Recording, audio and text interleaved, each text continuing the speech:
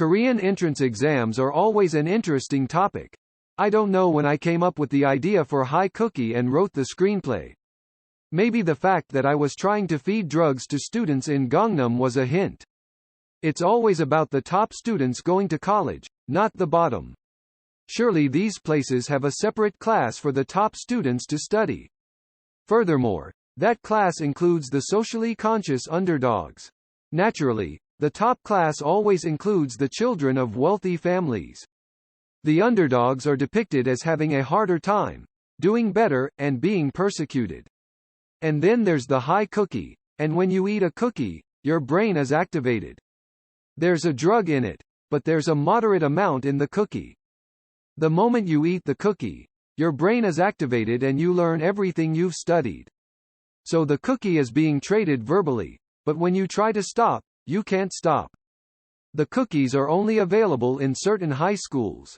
At first, I was puzzled that something so amazing could only be distributed in certain high schools. It turns out that's because of a mysterious character called the chef. He'd make a ton of money if he could distribute to every high school. If he did it nationally, it wouldn't even compare to what he's doing in schools. It turns out to be Choi Yun-wook, the chef's designated high school distributor. Nam Ji-yeon goes undercover as a student at the high school her brother Jung Da-bin chose because he's addicted to drugs and there's a cure. Then there's Kim Moo-yeol, who turns out to be a teacher and a cop helping the organization. The thread that ties up a pretty complicated web is the cookie recipe. Only the chef knows the recipe for the drug that goes into the cookies. Choi Yun-wook happened to know the drug recipe and used it to make the cookies. The right amount of the drug in the cookie is what makes it addictive and keeps you coming back for more. After entering high school, Nam Ji-yeon starts using drugs and flunking out. It gets really complicated when she gets involved with a gang to get the cookie.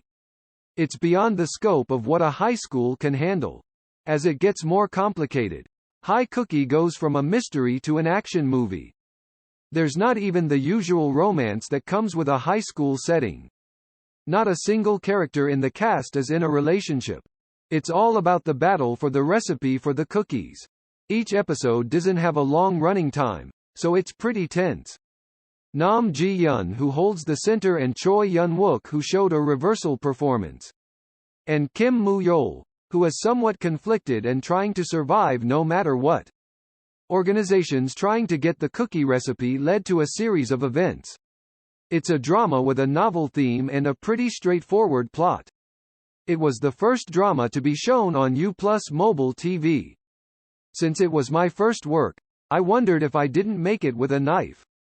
In the end, no matter how flying and long it is, it will not be easy for Choi Yun-wook, a student, to have the recipe until the end. Here, Nam Ji-yeon has the recipe. At the end, the organization finds out that Nam Ji-yeon has the recipe. They take out Choi Yun-wook and Nam Ji-yeon as captured by the organization.